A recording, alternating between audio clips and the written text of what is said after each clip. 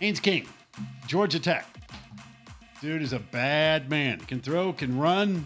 VMI didn't want any more of this. But guess what? Georgia Tech got a big football game this week with Louisville. Haynes King off to a pretty good start. Touchdown interception ratio is outstanding. That's one of the things we're going to talk to him about. That you want to make sure that INT numbers in single digits. So far, a good start. Completion percentage tied for first in the ACC. That's a good thing. All those are really positive numbers. And the one thing I know he loves is that he has playmakers on the receiving end. Yeah. Plenty of them. They're an explosive offense. Fun to watch. There he is down in the ATL. Haynes King joins Haynes. us.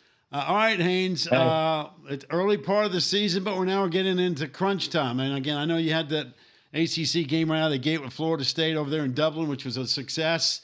But it feels like this game this week with Louisville, we really do find out a lot about everybody, right? I mean, Louisville's gotten off to a great start, but really haven't played anybody. You guys have been battle tested. You've seen Syracuse. You've done the Florida State thing. What would your assessment be of Georgia Tech at this point of the season from an offensive perspective?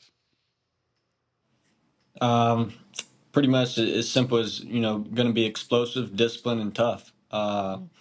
That's the main categories that we're focusing on right now. All right, so since we are talking about this Louisville game coming up, the first time we got to see you in a Georgia Tech uniform was in the season opener last year against Louisville. I vividly remember it because we all walked away from that game thinking, man, Georgia Tech's really got a quarterback in Haynes King. I want to start with this. First of all, what do you remember? I know new season and everything, but what do you remember about that game, Haynes, your debut for the Jackets? That game, I remember just a lot being really hot and really cold. So that's going into this offseason as a whole team, that was our main focus. We can't be hot and cold. We have to be more consistent. We have to execute at a higher level and, raise our standard wherever that takes us.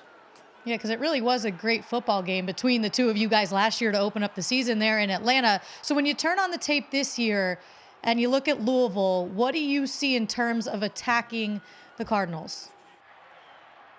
At the end of the day, Louisville's going to be a great football team. Offensively, defensively, special teams, like they're going to be a well-coached football team, disciplined, tough, rally to the ball. So, we're definitely going to have our hands full, but at the same time, it's our chance to showcase our abilities and make plays as a whole team. Haynes, obviously you guys destroyed VMI as expected, but I want to go the week before. You got ranked, all of a sudden you go on the road. It's always tough on the road. I don't care who you are, where you are. Syracuse team played extremely well. You guys come up a little short. What did you learn about this football team from the loss to Syracuse? You can definitely find out about a team after a loss, how you respond, how you carry yourself, how you prepare for the next week. Just we found out a lot about ourselves, about, it doesn't matter what the scoreboard says, we're going to fight till the end. And that's what Coach preaches as well.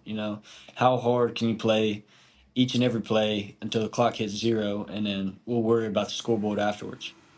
All right, so then you come out this week, and as Pac alluded to, you beat up on VMI as you should, and majority of you didn't even play in the second half.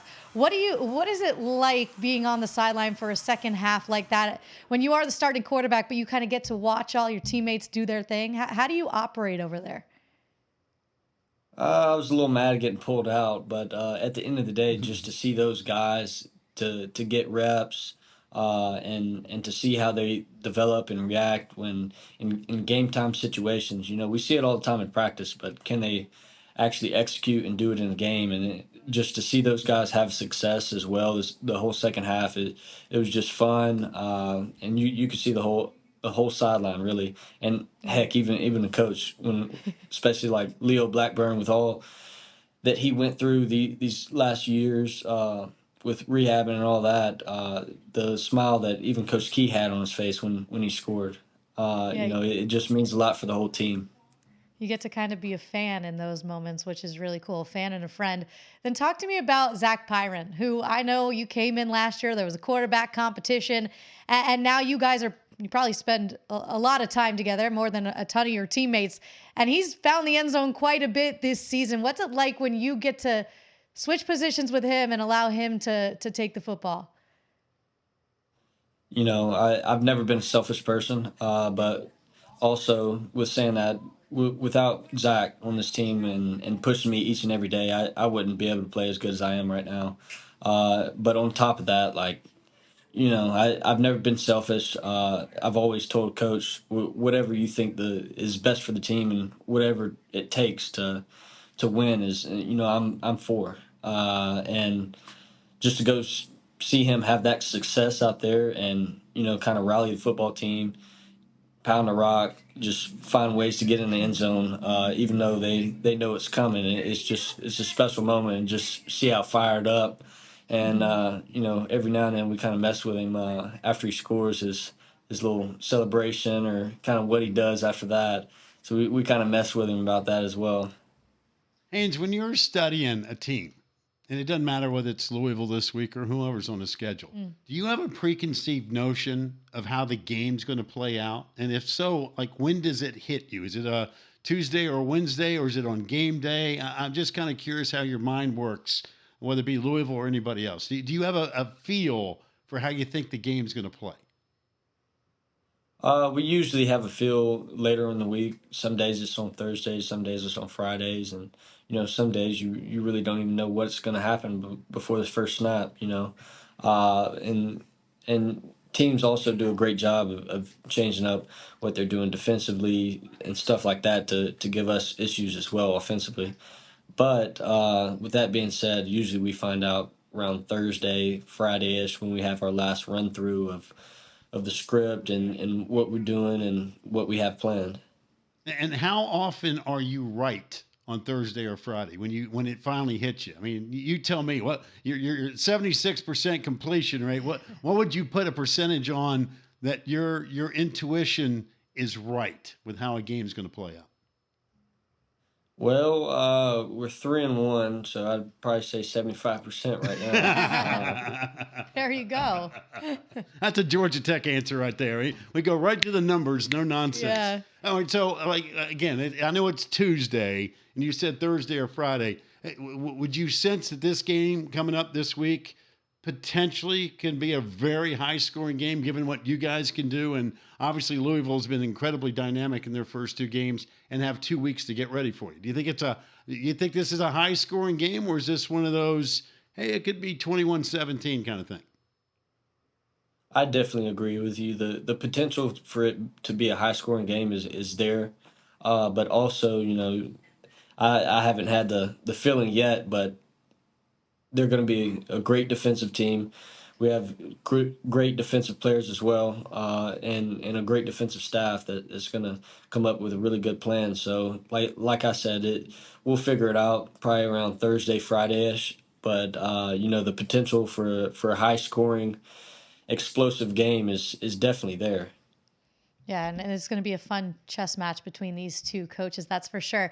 We've talked to you, obviously, throughout the offseason and throughout the summer and into fall camp. And now that we're a couple weeks into the season, we know one of your goals was to cut down on interceptions. And we showed the number there, 6 touchdowns, 1 interception so far through the beginning part of this season. Where have you felt like you felt the most growth in your game this season, Haynes? Like you said, I'd probably say the interceptions, keeping the ball in our hands, not putting the ball in jeopardy. And with that being said, one thing with that is, moving through your progression, don't force anything. Sometimes checkdowns are good, but also when the shot's there, you need to take it. And I feel like I've done a really good job with deciphering those decisions and making them fast and moving on with what I see and what I react to. I think Haynes, I know you're still playing. You still got eligibility. You want to go to the next level. But I'm going to let you be a coach for a second on this question coming up, because when we say goodbye to you here in a couple minutes, we're going to bring on Ashton Daniels, who's the quarterback at Stanford. They have a Friday road trip to the Dome to see Syracuse. What bit of advice would you pass from one ACC quarterback to another about what Stanford should be prepared for. Number one, playing in that environment and that Syracuse defense. Each possession is going to be important. Um, Got to protect the football. Don't need turnovers. Don't want them. And check downs are going to be good. Versus us, they did a lot of drop 8, 3 down. So I had to hit a little bit more of the check downs than I usually wanted to, but ended up doing that and keeping it ahead of the chains. You want a really good first down. So now you're playing with 2nd and 5 or shorter. Now the playbook's bigger, a lot bigger. It's easier to call 2nd and 5 plays than it is 2nd and 10, 3rd and 10, stuff like that. So stay ahead of the chains, protect the football. And what about the crowd noise? Definitely communication is going to be big, especially 3rd down. That's definitely where we saw it get really loud. 3rd down and in the red zone. Both ends. So communication, verbal and nonverbal, is really going to be important. All right. Well, That's listen, the son of a coach right there. That's why. Listen, I know you want to play, but it's not very often I can put you in a role of a coach, because if Ashton's listening right now, he's probably jotting all this stuff down. He ought to, because they got that road trip on coming up this week on a Friday night. Listen, your game this week with Louisville is spectacular. It's got a chance. That game last year was crazy, back and forth. This one, again, my intuition on a Tuesday, and I don't play. It has a chance to be the same kind of roller coaster, back and forth, crazy emotion, 2 really good football teams. Can't wait to see how it plays out, man. But keep up the great work. You're playing great. You got people excited, and that game Saturday is going to be the real deal. Yes, sir. Thank you. You got it. Good luck, Haynes.